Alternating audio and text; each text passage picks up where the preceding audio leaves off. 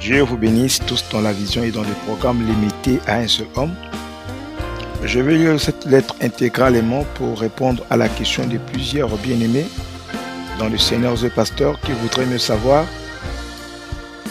oyo baza ya kobala te na l'état. Est-ce que bazana accès ya komela Sainte Seine? Yango na kutanga frère Joseph. Donc je prends la lettre du frère Fresnel Nyanga.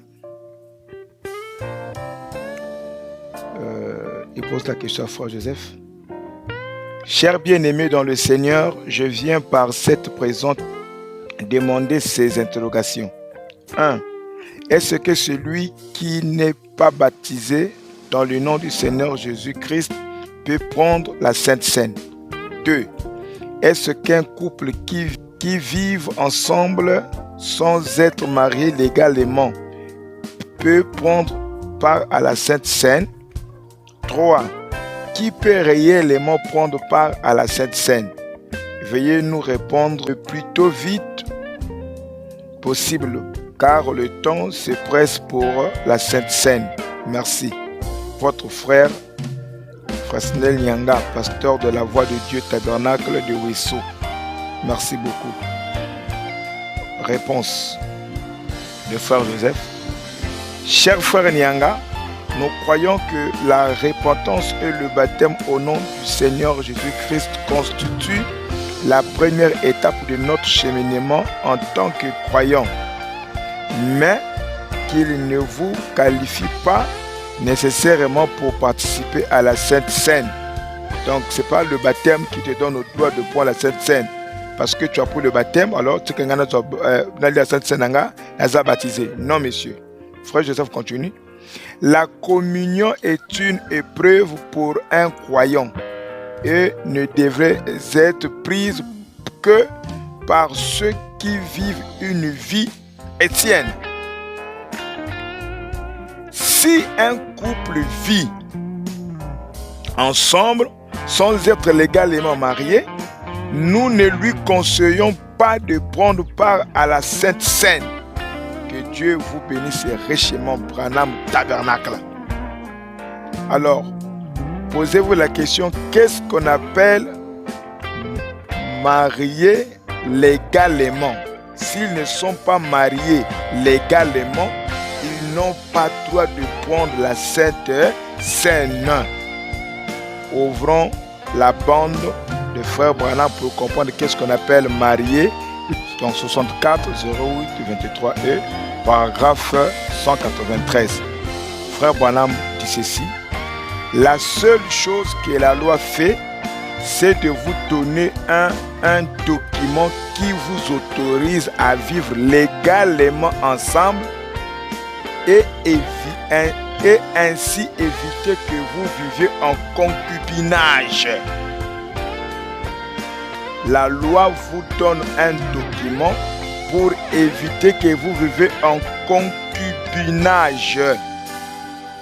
Le concubinage, autrement dit, le libertinage. Au salut libala ya famille, mais bon, ok na l'état te. Ben kia kukolesana na famille, ben sala tot. Ba pesange kia ben kwa fana yani. Mais ben keve na mukanja l'état. Nge keve na droit ya kukunwa Sainte Seine. Ou na kuda dipa yanga ni ya yisu, to na kusala lavement ya makulu, ya kevana malédiction, babani kebela, mingi kukufwa, et si kentu kena kivuma na kibutu babitomi. Je prends la dernière citation dans la bande 64 08 30 matin. Question et réponse.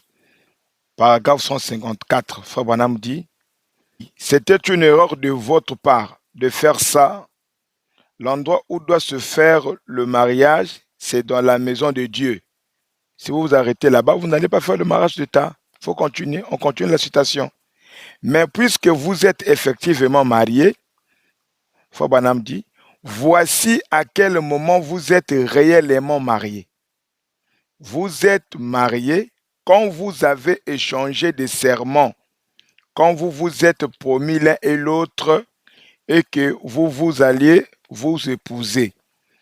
Le juge de paix, monsieur le maire, la mairie pourra vous remettre un contrat qui vous permet de vivre ensemble légalement comme mari et femme sans vivre en concubinage.